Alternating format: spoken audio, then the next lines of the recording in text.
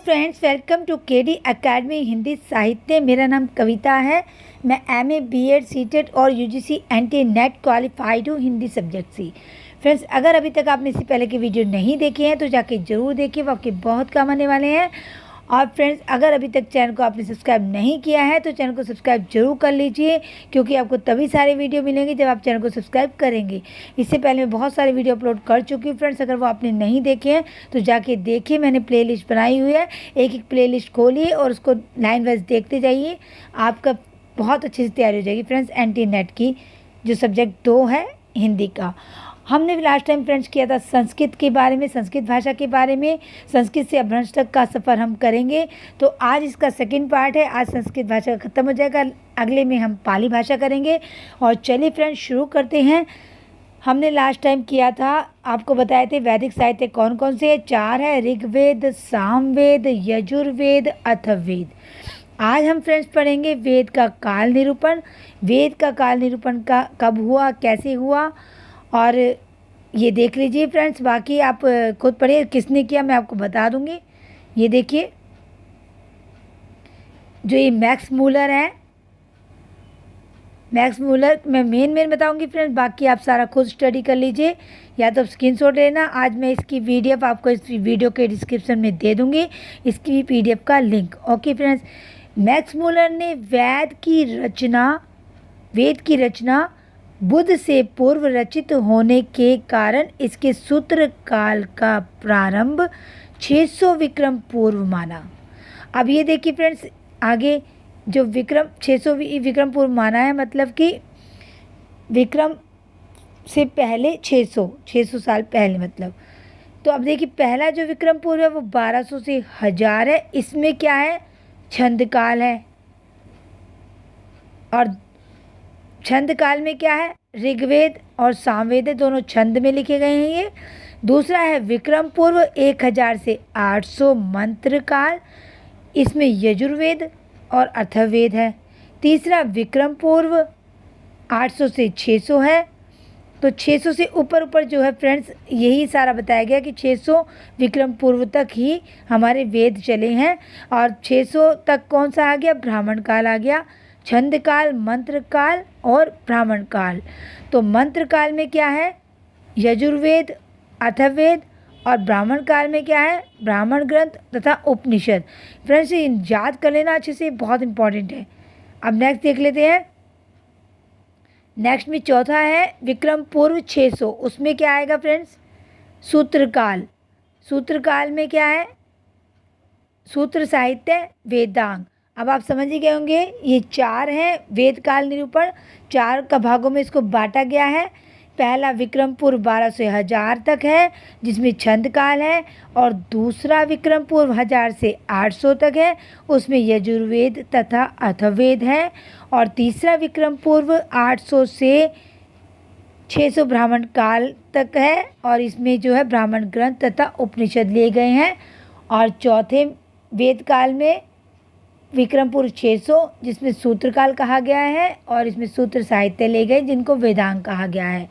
अब आप आगे देखिए, जो सामवेद और ऋग्वेद है, इनमें क्या होता है, ये जो है मंत्रों को स्वर सहित उच्च ध्वनि से गाने की विधि दी गई है। इसमें सामवेद और ऋग्वेद में जो है मंत्र गाए जाते हैं, और वो भी ऊंची ध्वनि में गाए जाते हैं, और देवताओं की स्तुति की जाती है। और यजुर्वेद में जो है इस बात का भी विवरण दिया गया है कि ऋचाओं यानी ऋग्वेद के अंगों का यज्ञों में किस प्रकार तथा किस प्रयोजन से इसका मतलब प्रयोग किया जाता है। ओके फ्रेंड्स, तो इसमें यही दिया गया है कि इसमें जो है उच्चारण किया गया तेज गति से, मतलब उच्च ध्वनि से किया गया है सामवेद में, ऋग्वेद के मंत्रों का। अब आगे अथर्ववेद में क्या किया गया है, अथर्ववेद में जो है जीवन के भौतिक तत्वों का वर्णन किया गया है। ये आपसे पूछा जा सकता है फ्रेंड्स कि सामवेद में क्या है और अथर्ववेद में क्या है। अब नेक्स्ट ले लेते हैं, ब्राह्मण ग्रंथ में क्या है, उनमें जो है वेदों की रचना के बाद लिखे गए ये जो है ब्राह्मण ग्रंथ। और इसमें इसका जो काल है इसके बारे में कुछ पता नहीं है खास। ब्राह्मण ग्रंथ जो वेदों के वर्वे को बढ़ाते हैं, और व्याख्या द्वारा हम इसके 4 वेद होते हैं। 4 वेदों के 9 ब्राह्मण ग्रंथ है। कौन कौन से देख लीजिए, 4 वेदों के 9 ब्राह्मण ग्रंथ है। नेक्स्ट ले लेते हैं हम। अब आरण्य ग्रंथों में जो है वो यज्ञ की आध्यात्मिकता का वर्णन किया गया है। क्या किया गया है? यज्ञ की आध्यात्मिकता का वर्णन। आज जो है वो 8 आरण्य ग्रंथ उपलब्ध हैं और अब ये नोट करते जाओ, ये 8 आरण्य ग्रंथ अभी तक उपलब्ध हैं और उपनिषदों को जो वेदों का निचोड़ कहा गया है। और आत्म तत्व और ब्रह्म ज्ञान, आप फ्रेंड्स हम ये ऋग्वेद, ये चारों वेद तो हमारे जानते ही होंगे, तो ये बहुत इंपॉर्टेंट है, ये कहीं भी पूछे जा सकते हैं और किसी भी फॉर्म में आपसे पूछ सकते हैं, तो ये आपको बहुत ज़रूरी करने हैं और इनको अच्छे से स्टडी कर लेना। अब जो आत्म तत्व और ब्रह्म ज्ञान है का विवेचन करते हैं ये जो उपनिषद हैं, और इसमें कर्म कांड पक्ष का सन्निवेश है ब्राह्मणों के यज्ञ का। तो आरण्यों और उपनिषदों में यज्ञ के ज्ञान के आध्यात्मिक पक्ष का समाहार किया गया है और चारों तरह के ग्रंथ जो है वो कर्म मार्ग ज्ञान मार्ग का समन्वय करते हैं। जितने भी चारों तरह के ग्रंथ हैं ये सारे क्या करते हैं फ्रेंड्स? कर्म मार्ग और ज्ञान मार्ग का समन्वय करते हैं, मतलब कर्म भी करो और ज्ञान से करो। यही बताया गया इसमें कि अपने काम को करो पूरे ज्ञान से, अपनी नॉलेज से। चारों वेदों से संबंधित 108 उपनिषद बताए गए हैं और ये 20 ग्रंथ उपलब्ध हैं। और ये नोट करते जाइए फ्रेंड्स कितने ये सब हैं। चारों में 108 उपनिषद है और 20 ग्रंथ है। और जो प्रमुख उपनिषद हैं वो कौन कौन से हैं? केन, तैत्तिरीय, कंठ, मुंडक। ये मैं आप बता देती हूँ, इसको अब चेक कर लेना अच्छे से। तैत्तिरीय, कंठ, मुंडक, प्रश्न, ऐत्रेय, छंदोग्य, ये मुख्य उपनिषद है। अब नेक्स्ट देख लेते हैं। यो वेदांग जो है वो वैदिक साहित्य की जो है आखिरी कड़ी है और ये कुल 6 वेदांग है। 6 वेदांग कौन कौन से देख लीजिए। एक तो शिक्षा है, कल्प है, व्याकरण है। शिक्षा, कल्प, व्याकरण, निरुक्त, ज्योतिष, छंद। अब 6 में देख लीजिए। शिक्षा में क्या कहा गया है? वेद पाठ के उच्चारण की शिक्षा कही गई है। और कल्प में क्या है? यज्ञ के विधि विधान कर्मानुष्ठान का ज्ञान है। और व्याकरण में वेद की भाषा का रचना और अर्थ संबंधी विवेचन। और निरुक्त शब्द ज्ञान और शब्द की व्युत्पत्ति। ज्योतिष में क्या दिया गया? यज्ञ की सफलता के लिए अनुकूल तिथि, समय की गणना। और छंद में वैदिक छंदों का वर्णन है। ओके फ्रेंड्स, तो ये आप देख लेना। मैं इसको रब कर देती हूँ ताकि आपको देखने में आसानी हो। नेक्स्ट देख लेते हैं लौकिक साहित्य में क्या आएगा। जो लौकिक साहित्य है वो कब थे? लौकिक साहित्य जो है ईसा पूर्व 500 से लौकिक साहित्य का समय शुरू हुआ था। और लौकिक साहित्य में कौन कौन शामिल है ये भी देख लीजिए। इतिहास और पुराण। दूसरा कथा साहित्य और काव्य जो श्रव्य काव्य होते हैं। रूपक और नाट्यशास्त्र ये दृश्य काव्य होते हैं। भाषा संबंधी साहित्य शब्द, व्याकरण, काव्यशास्त्र। पांचवा दर्शन और छठा वाङ्मय, धर्म, अर्थ, काम संबंधी शास्त्र, चिकित्सा, गणित, ज्योतिष आदि। नेक्स्ट देख लेते हैं। अब इतिहास ग्रंथ देख लेते हैं। इसमें जो संस्कृत भाषा की है, वाल्मीकि कृत जो रामायण है वो तो आप जानते ही होंगे। व्यास कृत जो है वो ये भी नोट कर लीजिए किसने रामायण लिखी और किसने? वाल्मीकि ने रामायण और व्यास कृत महाभारत। ये इतिहास ग्रंथ है। दोनों लौकिक संस्कृत के 2 प्रथम कृतियाँ हैं ये।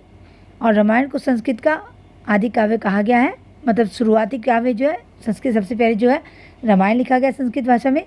इतिहास का शाब्दिक अर्थ है ऐसा था। इस दृष्टि से जो भी दोनों ग्रंथ हैं पूर्ण रूप से इतिहास के ग्रंथ न होते हुए भी न सिर्फ धार्मिक या आध्यात्मिक ग्रंथ थे न काल्पनिक कथाएँ थी। राम और कृष्ण अवतार थे धरती पर धर्म की रक्षा के लिए। उनका अवतार हो ये तो आप सब जानते ही है। जो जीवन के आख्याएँ हैं वही इसमें ली गई हैं। जीवन के आख्यान जो कहानी शुरू से चलती आ रही है। नेक्स्ट देख लेते हैं। रामायण की रचना जो है वो ये आप सब खुद पढ़ लेना फ्रेंड्स, ये आपको पता चली गया है, मैंने मेन बता दिया है आपको। जो इम्पोर्टेंट है वही मैं बताऊंगी आपको, बाकी आप खुद अच्छे से स्टडी वैसे सारा कर लेना। अब ये देख लीजिए, सभी भाषाओं के प्रसिद्ध कवियों, नाटककारों तथा चंपू रचनाकारों ने अपनी रुचि के अनुसार रामायण के विभिन्न अंशों को ग्रहण किया था। महाभारत में जो है साहित्यिक, सांस्कृतिक, धार्मिक, राजनीतिक सारे विषयों का समावेश है।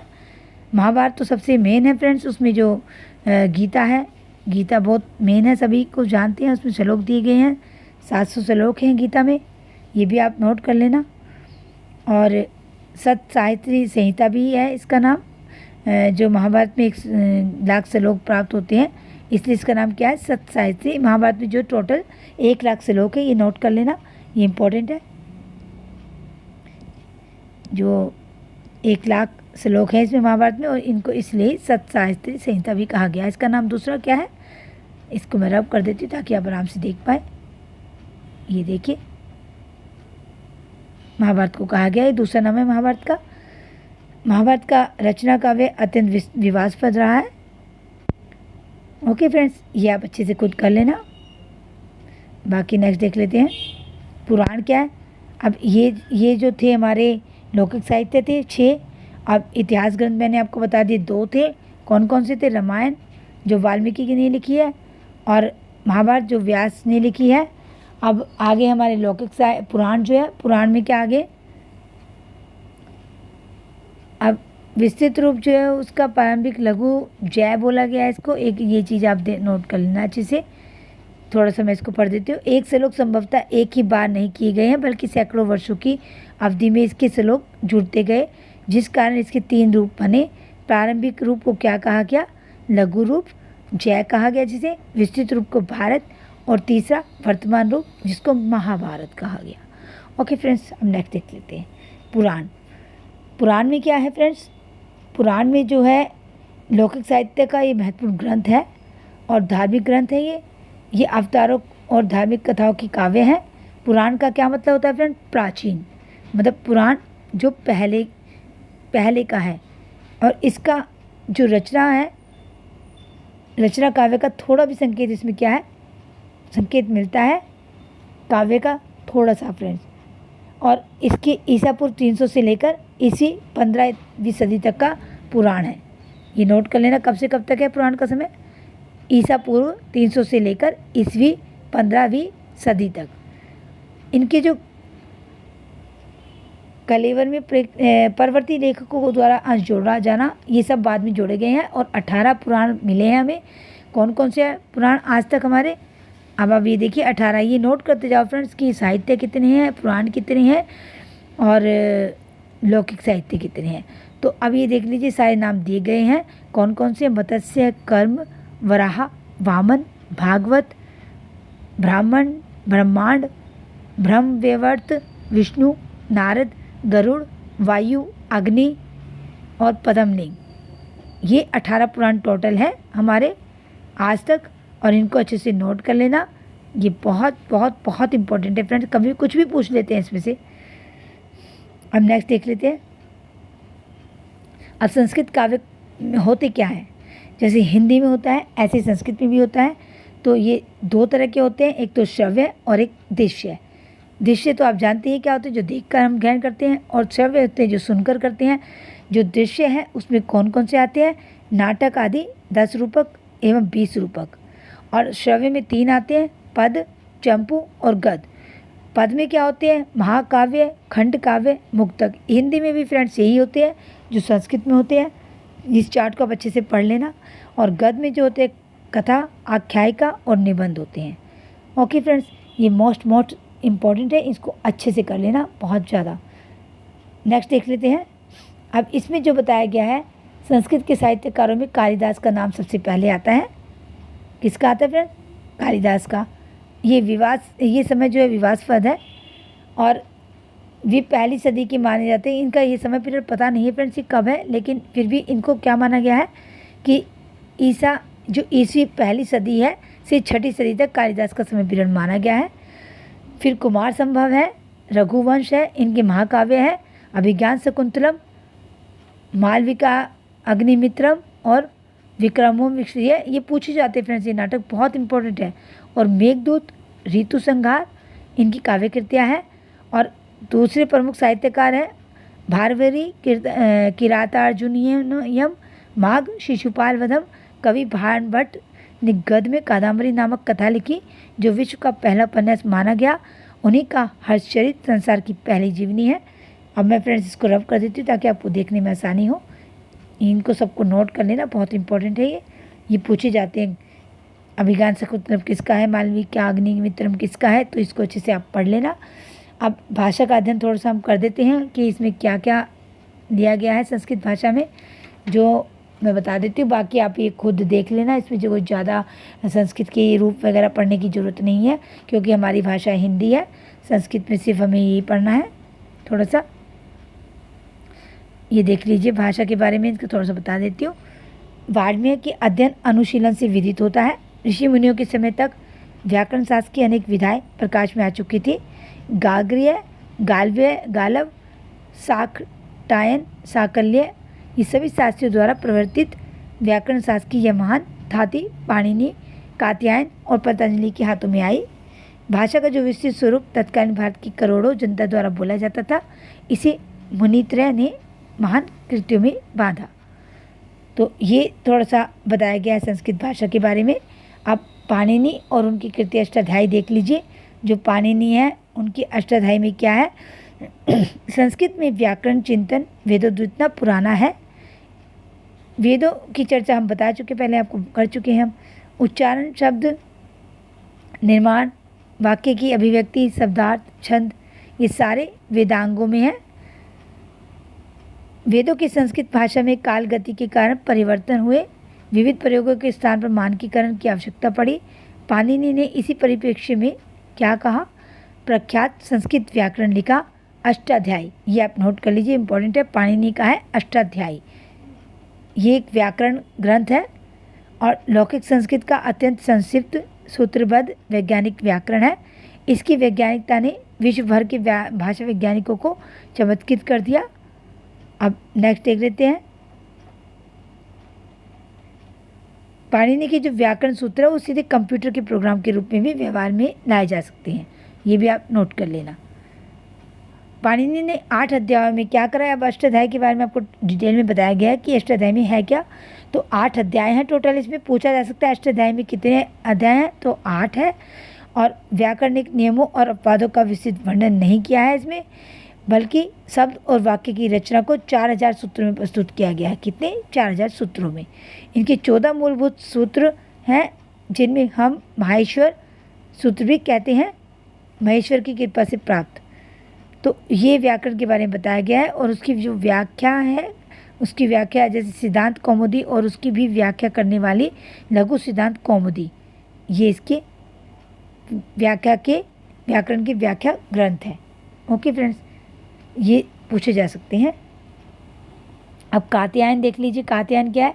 महाभारत में कात्यायन को एक वर्तिकार के रूप में स्मरण किया जाता है। कात्यायन का नाम व्याकरण शास्त्र के महान प्रतिभाशाली आचार्य पाणिनि और महाभाष्यकार पतंजलि के साथ लिया जाता है। इस मुनित्रय की व्याप्ति और ख्याति व्याकरण शास्त्र के चारों ओर बिखरी है। कात्यायन ने पाणिनि व्याकरण की पूर्ति के लिए वार्तिकों की रचना की। इन वार्तिकों की व्याकरण मान्यता पाणिनि के सूत्रों जैसी है और इसका नाम वररुचि कात्यायन है। क्या नाम है इसका? वररुचि कात्यायन। देख लेते हैं। कात्यायन शाखा का अध्ययन महाराष्ट्र में प्रसिद्ध है। कहाँ है? महाराष्ट्र में। तो इसलिए कात्यायन दक्षिणात्य थे। क्यों है ये? क्योंकि ये दक्षिण की थे।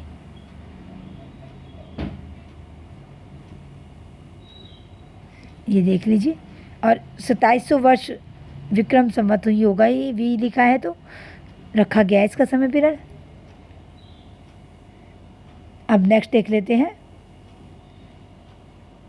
इन्होंने जो कात्यायन जो है, इन्होंने क्या कहा है?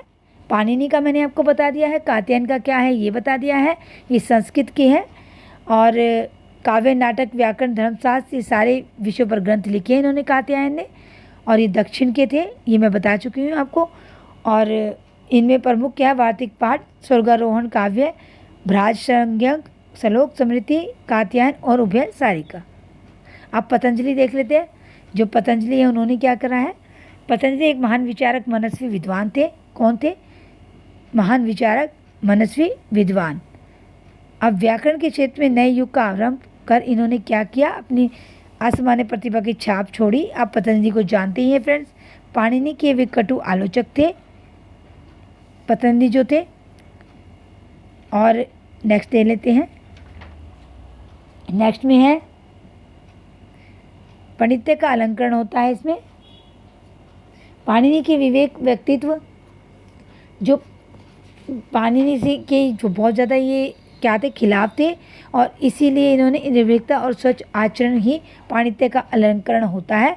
पाणिनि के विवेक, व्यक्तित्व और विचारों ने पतंजलि को जो क्या करा, इतना ऊंचा उठाया, इसकी अपेक्षा यह कहना अधिक उपयुक्त है कि उन्होंने पाणिनि को चमकाया। मतलब क्या था फ्रेंड्स, ये देखिए यहाँ पे क्या बताया गया था कि ये पाणिनि की जो थे कटु आलोचक थे, तो इन्होंने इसको और आगे बढ़ाया और इसको और चमका दिया पाणिनि को। पतंजलि व्याकरण जो उसके साथ साथ क्या है, साख्य योग, ये आप सब जानते ही हैं, ये बहुत इम्पोर्टेंट है और मशहूर भी है ये सब, तो ये सब तो आप जानते ही होंगे फ्रेंड्स। पतंजलि में क्या क्या आता है, साख्य, योग, न्याय, आयुर्वेद, कोश कला, रसायन, ये सारे विद्वान थे इसके, और अधिकारी विद्वान थे ये इन्हीं के, जो ये साख्य, योग है, न्याय है, ये पतंजलि थे। और अनेक विद्वानों ने प्रामाणिक रूप से पतंजलि का जन्म 1200 विक्रम पूर्व माना है। कुछ विद्वानों ने इसका मत विरोध किया है, और 3 अन्य ग्रंथ हैं इनके, कौन कौन से देख लीजिए। सामवेदीय निदान सूत्र, योग सूत्र और महाभाष्य। व्याकरण शास्त्र का विश्वकोश है ये। नेक्स्ट ले लेते हैं।